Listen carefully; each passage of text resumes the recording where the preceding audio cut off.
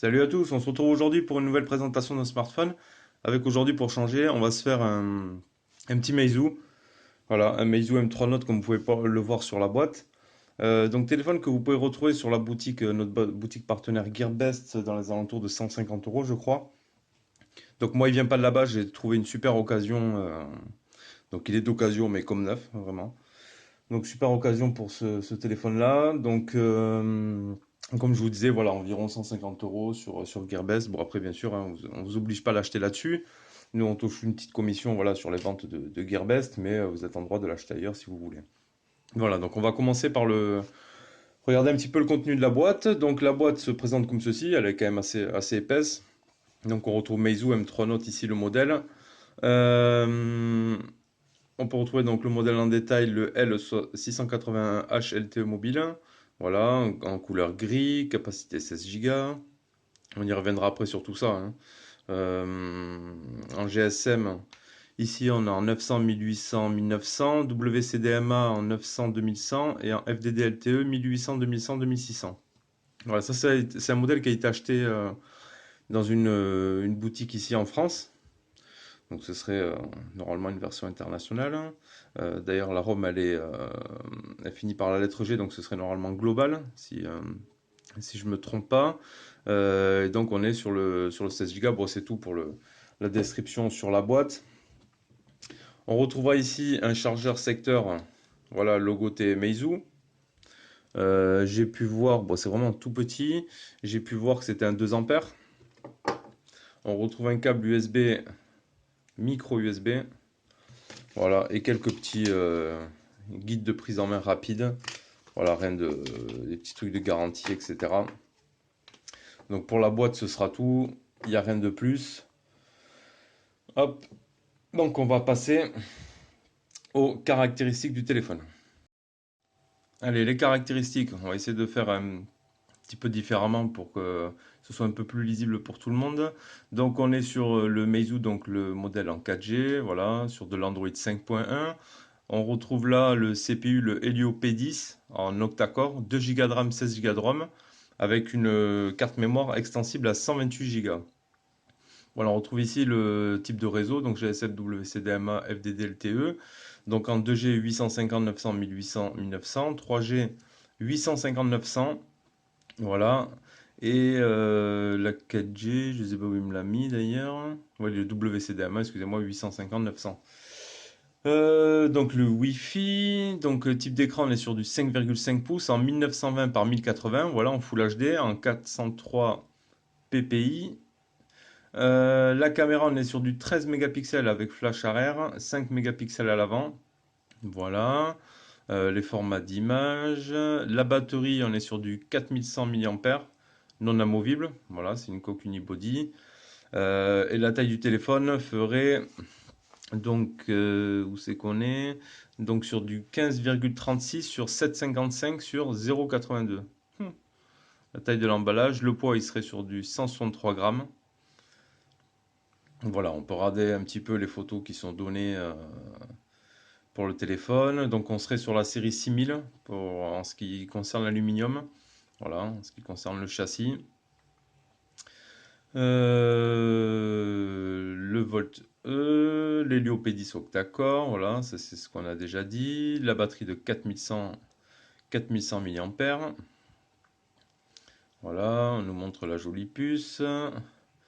Le M-Touch 2.1, voilà, par rapport, bon, parce que Meizu c'est assez particulier, donc tout se joue avec le bouton Home, il n'y a pas de bouton retour ni rien, c'est juste le bouton Home qui fait office de bouton retour, de capteur d'empreinte, etc.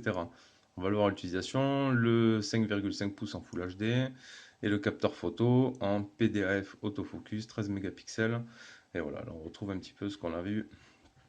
Donc voilà pour la partie caractéristique. Allez, on va passer à la partie design. Donc la partie design. Donc moi j'ai mis, il y a un verre trempé qui est dessus. Donc voilà, on est sur une façade totalement noire. On retrouve ici le bouton Home avec un cerclage chromé. Voilà, très joli d'ailleurs. Donc l'écran 5,5 pouces. En haut on retrouve le haut-parleur, la caméra frontale, capteur de proximité. Il y a une LED de notification. Donc la LED ne s'allume pas pour la charge. Voilà. Elle s'allume uniquement, voilà, je le mets à charger. Elle s'allumera uniquement pour les notifications. Donc pourquoi elle ne le fait pas pour la charge, je ne sais pas. C'est étonnant. Mais en tout cas, elle est bien là pour elle est bel et bien là pour les notifications. Donc ici, le bouton principal. Bon, d'ailleurs, qui fait office donc de capteur d'empreinte. Donc on a le double tap pour réveiller l'écran ou une pression sur le power. Et on pose le doigt et c'est instantané. Donc par contre, si l'écran est noir comme ceci, si vous touchez juste le capteur d'empreinte, il ne se passe rien. Donc il faut soit appuyer pour réveiller et mettre un coup de capteur d'empreinte, ou appuyer en restant appuyé, hop, pour déverrouiller. Voilà, mais il faut au moins que l'écran du moins soit réveillé ou reste appuyé comme ceci. Après, il est vraiment, vraiment réactif. Regardez, tac. Voilà, il n'y a pas de souci à ce niveau-là, il est vraiment, vraiment réactif. Sur le bas, on retrouve, hop, le connecteur micro USB, haut-parleur et micro, deux petites vis ici pour pouvoir le démonter. Sur le côté gauche, alors, qu'est-ce que je retrouve mon petit picot ici. Donc je reprends, j'ai fait tomber le picot. Hop. Donc là on retrouve donc le port ici un nano SIM. Ici un deuxième nano SIM ou un nano SIM et une carte SD comme ceci. Vous voyez bien. Hop. Donc voilà. Tac. Sur le côté, on retrouve le jack 3.5 et le micro ici. Le bouton power volume plus moins. Voilà. Et sur l'arrière, on trouve le double flash LED et l'appareil photo. Le logo Meizu. Châssis tout métal, sauf bien sûr, comme toujours, les deux parties du haut.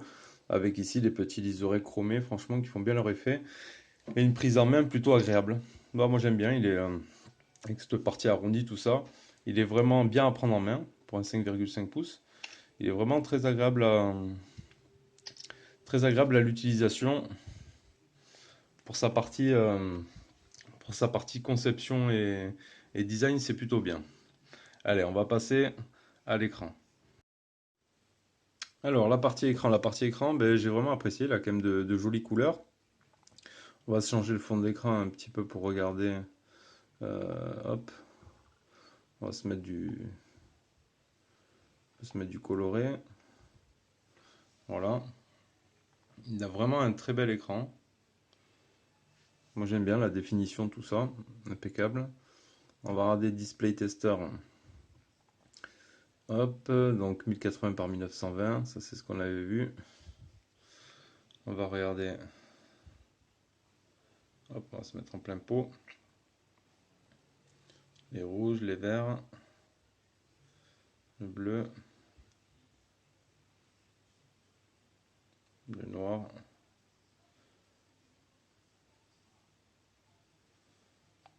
Donc voilà, une simple pression sur le bouton pour revenir en arrière.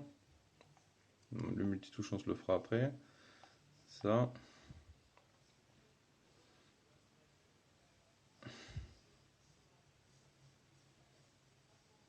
Des photos réelles.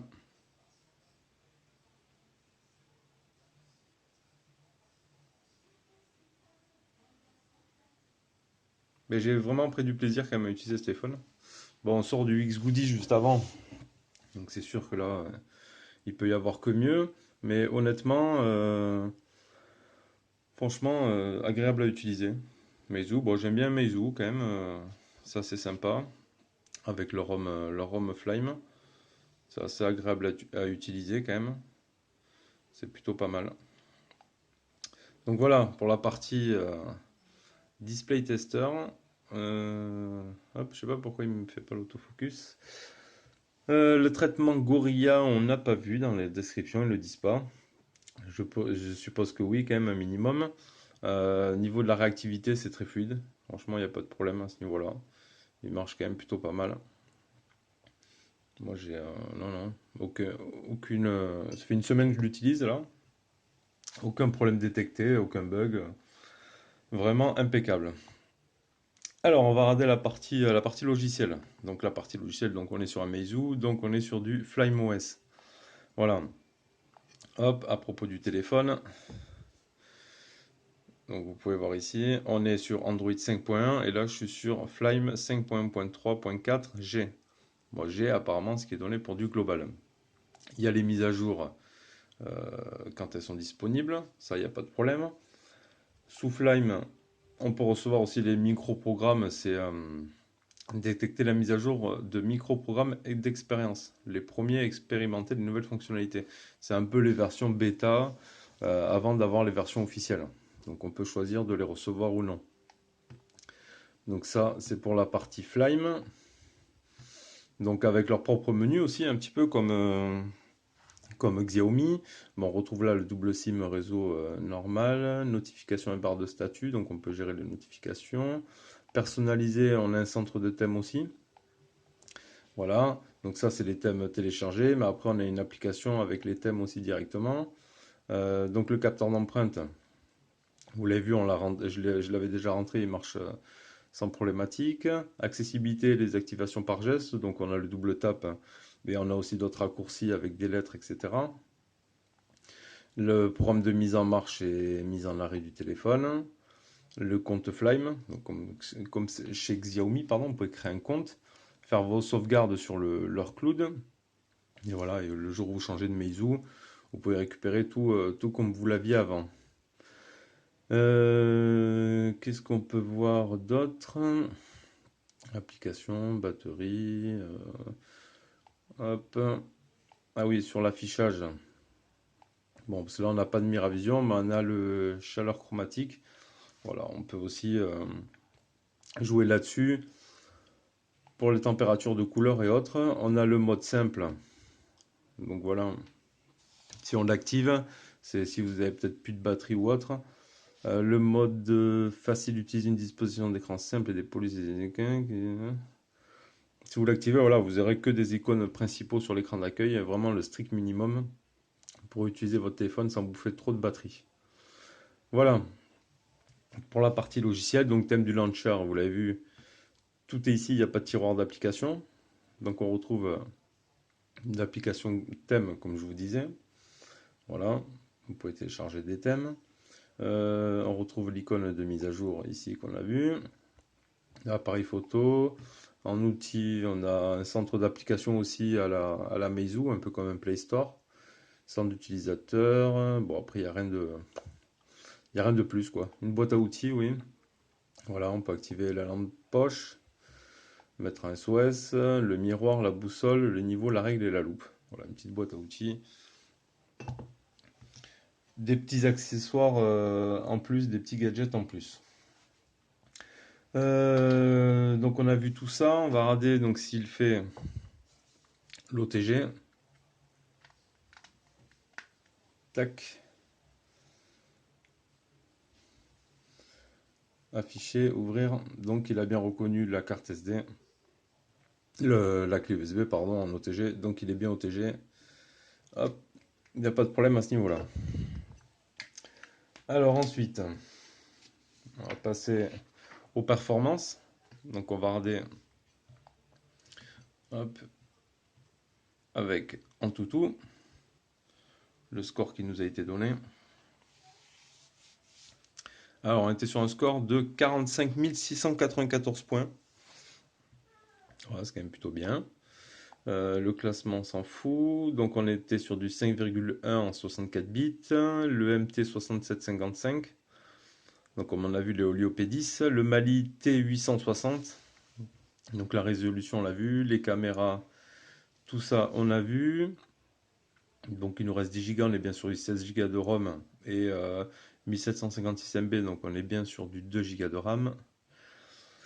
En 8 cœurs, ça c'est bon, on l'a vu aussi. On va se faire l'affichage, le multitouche, je veux dire. Tac, tac, tac, tac, tac, tac. Hop. Et on est bien sur du 10 points. De toute façon, après, j'ai pas plus de doigts. Alors, ça. Hop. Donc après on a fait le tour, donc l'OS on l'a vu, ça on l'a vu, ça on l'a vu. Alors ensuite on va voir les captures d'écran. Hop, galerie. Pour la partie benchmark, screenshot. Alors l'Epic Citadel, voilà, il nous a donné en high performance 56,4 et 42,5 fps en ultra high quality. Voilà pour ça. Le 3D Mark, voilà ce que ça a donné pour la partie résultat pour ceux à qui ça intéresse. Donc voilà pour la partie benchmark. On peut voir ce que j'ai mis. Tac. On va rader tant qu'on y est. Donc l'accéléromètre, oui. Capteur de proximité. 5 cm. Et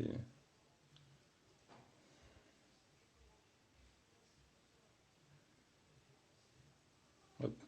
Capteur de proximité, on est bon. L'orientation sensor fonctionne aussi. L'accéléromètre, c'est bon aussi.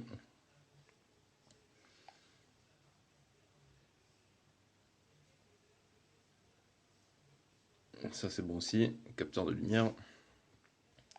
Gyroscope, ça gyroscope bien. Impeccable. Donc voilà pour qui ça intéresse de savoir un petit peu les sensors par rapport au jeu surtout, aux jeux que vous pouvez utiliser, etc. Donc on parle de jeu, on va de suite se lancer la partie Rayman. Allez.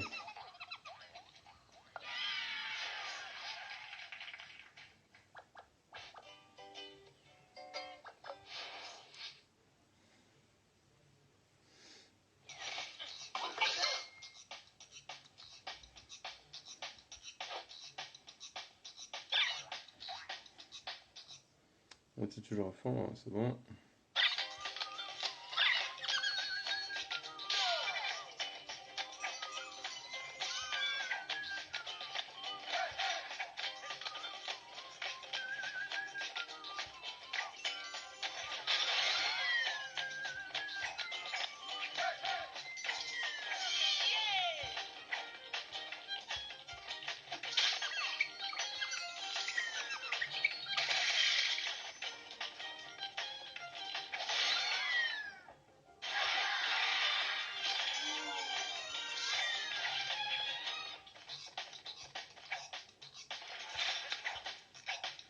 Ok, nul.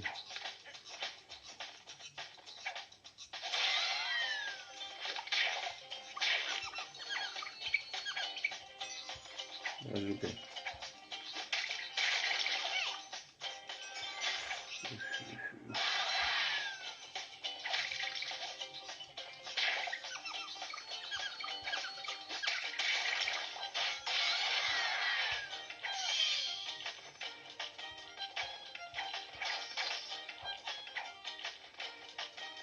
Bon, ça tourne.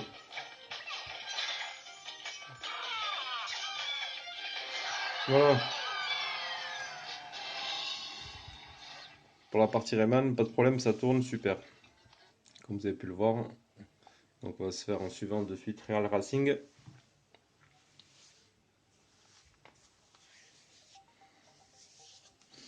Que j'avais préchargé au préalable, juste avant. Un bon téléphone quand même, c'est Meizu, franchement il n'y a pas de problème. On en testera très certainement d'autres. On a de la demande sur du Meizu.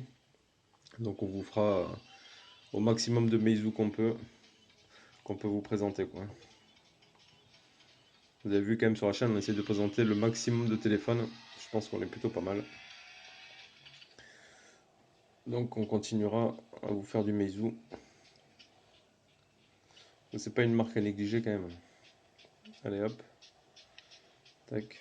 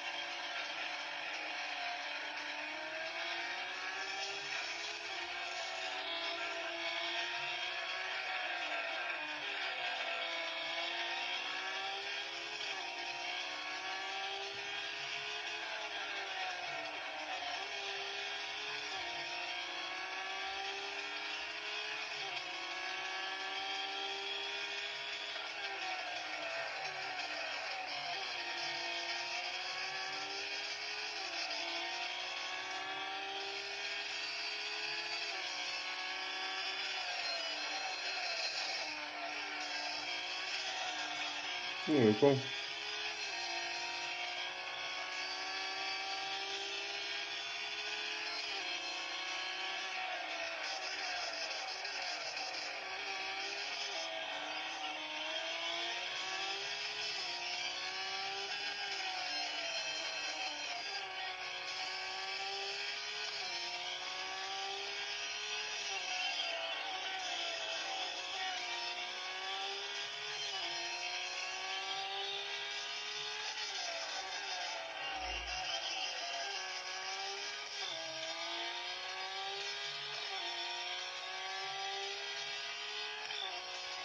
Voilà.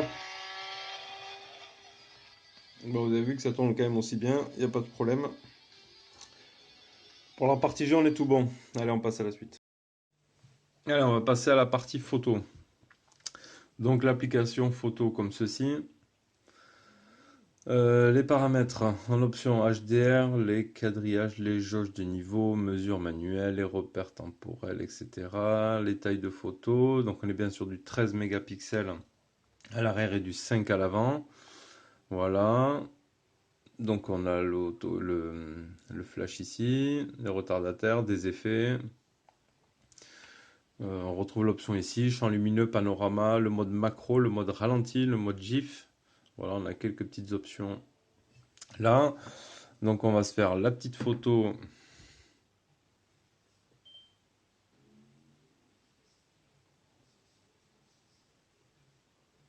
Eh bien, là, pardon. La petite photo faite direct. Bon, ça va, ça reste quand même correct. Ça reste quand même plutôt pas mal en termes de photo. La prise de vue est assez rapide quand même. Ça peut aller. Je vais vous montrer de suite, on va passer directement. C'est le plus simple et le mieux de vous montrer les photos que j'ai prises en direct. Alors, les photos prises. Hop, je vous les mets en plein écran. Donc, on retrouve notre petite abeille. Voilà. Bon, on peut voir que ça reste bien net quand même quand on zoome. C'est quand même plutôt bien. Donc voilà pour la petite abeille. Une petite photo d'extérieur. Comme ça, vous pouvez voir un petit peu le rendu. La partie selfie. Partie photo, de face avant. Et la photo donc de nuit avec le flash. Donc bien aussi quand même. Quand on zoome, voilà, on voit quand même bien le tableau. C'est assez propre. Pour une photo de nuit avec flash, c'est assez propre. Donc quand même plutôt bon sur la partie photo. Et ça, c'est donc la photo qu'on vient de prendre à l'instant de notre petite figurine. Donc pour la partie photo, moi je dirais que c'est quand même bon. Donc voilà, on a vu quand même la partie photo, plutôt pas mal, hein. Bon, il y a toujours mieux, comme on dit, mais franchement plutôt bien. Voilà, quand même une bonne qualité de photo plutôt bien. On va regarder la partie GPS. Donc la partie GPS, on va revenir dans nos captures d'écran. Là, alors excusez-moi, je disais la partie GPS. Donc c'était lequel? Le premier fixe, voilà, une seconde, qui est sur 15 satellites, utilisé 10, donc quand même plutôt bien, en une seconde. Le deuxième fixe, 15 et 11 en une seconde, donc là aussi plutôt bien. Le Maps, pas de problème, bon GPS, il a bien fonctionné tout le long, aucun problème, voilà, plusieurs captures, aucun problème. La partie GPS, on est tout bon. Allez, on va passer à la partie audio. Hop, donc on va se mettre un peu de musique. Musique ici, on a quoi? Voilà. Là. Voilà. On va se regarder les haut-parleurs d'origine. Ok, de ce côté-là.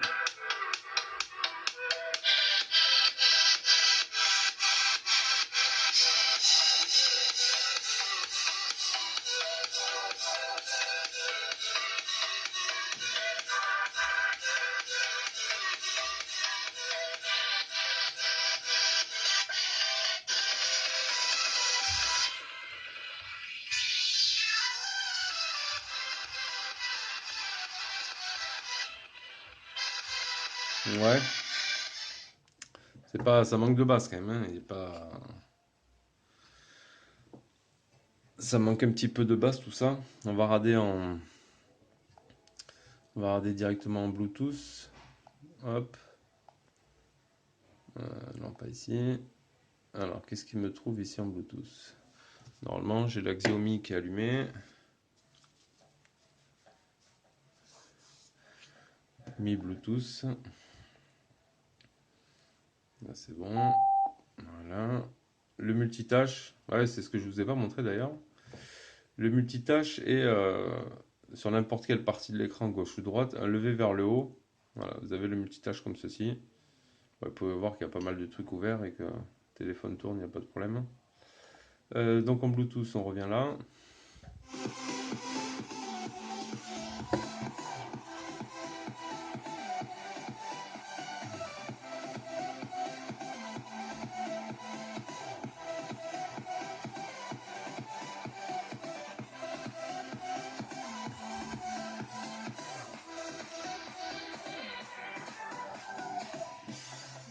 Allez, on va finir en partie jack.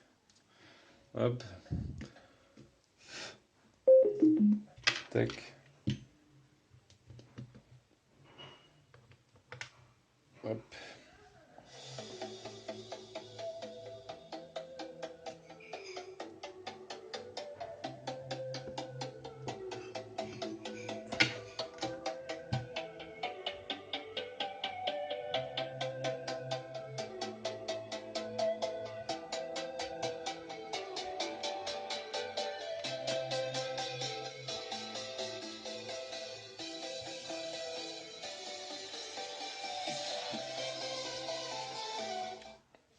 Bon, mais là on est plutôt bien sur la partie jack.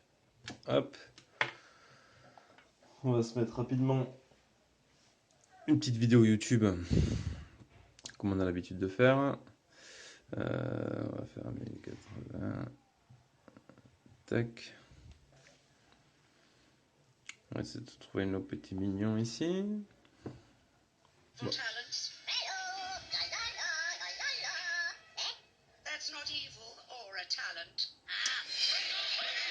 Donc on a bien le 1080. Voilà.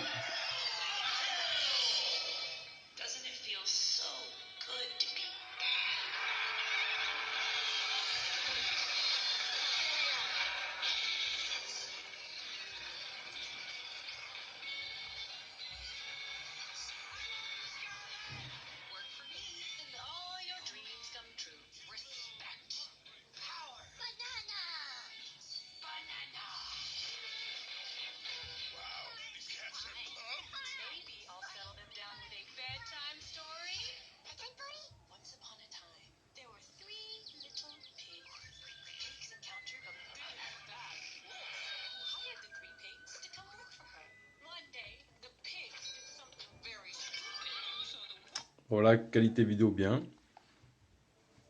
Hop. Et en ce qui concerne la qualité des communications, elle est bonne aussi. Le haut-parleur de tête est très bien. Et les micros aussi. Voilà, pas d'anomalie pas d'anomalie à ce niveau-là. Qualité Wi-Fi. Bon, sur celui-là, on est plein pot.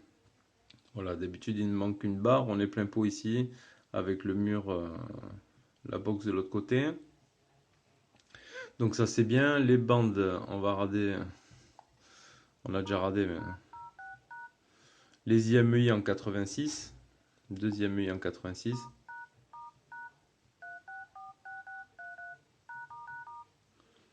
Hop.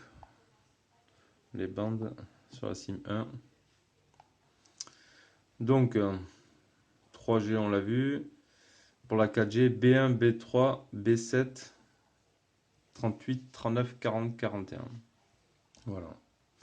Donc, il n'y a quand même pas la B20. Hein. Pourtant, bon, c'est dit un téléphone version internationale vendu dans une boutique ici. Il vient d'une boutique Auchan, pour être un peu plus précis. Voilà. Et donc d'ailleurs, vous pouvez voir, hein, on vous mettra le lien sur Gearbest, il est pour un peu moins de 150 euros, je crois. Dans les boutiques, là, Auchan, il est à 199 euros le téléphone. Bon, moi, je ne l'ai pas acheté neuf, comme je vous l'ai dit, j'ai fait une super affaire, une super occasion. Voilà, donc un petit peu pour le tour rapide. On va terminer en regardant ce que ça a pu donner en termes d'autonomie. Donc avec notre batterie de 4100, je crois que je vous ai dit au début. On était quand même plutôt pas mal sur la partie batterie. Alors pourquoi j'en ai deux? Donc qu'est-ce que c'est celui-ci? 62% en 12 heures. Voilà, il me restait 38% en fin de journée. Pourquoi j'en ai deux, moi? Non, ça c'était un test. Voilà, non, c'est bien celui-là. Il n'y a pas de problème. C'est 62% en 12 heures. Voilà, vide batterie, un jour, 3 heures. Un jour et 3,2 heures, il est donné. Donc vous ferez la journée largement. Moi j'étais comme d'habitude, hein, pas mal dessus, en utilisation normale. Il fait quand même bien une batterie de 4000, vous êtes quand même tranquille pour la journée. Pour les grosses utilisations, il n'y a pas de problème. Donc voilà un petit peu pour le tour rapide de ce Meizu M3 Note. N'hésitez pas à dire ce que vous avez pensé du téléphone dans la vidéo. Est-ce qu'il y en a des choses qu'on a oublié de vous dire ou autre? Voilà. Donc comme je vous l'ai dit, on essaiera de faire d'autres Meizu. Vous avez demandé le M5, on vous le fera très certainement.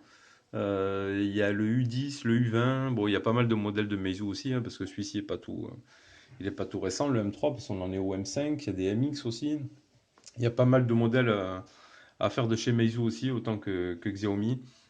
Donc on ne manquera pas dès qu'on peut de vous en présenter d'autres. Voilà, donc je vous retrouve bientôt pour une prochaine vidéo. N'hésitez pas à mettre un pouce en l'air si vous avez aimé, de partager sur les réseaux sociaux, de dire ce que vous avez pensé. Et moi je vous retrouve bientôt pour une prochaine vidéo. Allez, ciao ciao.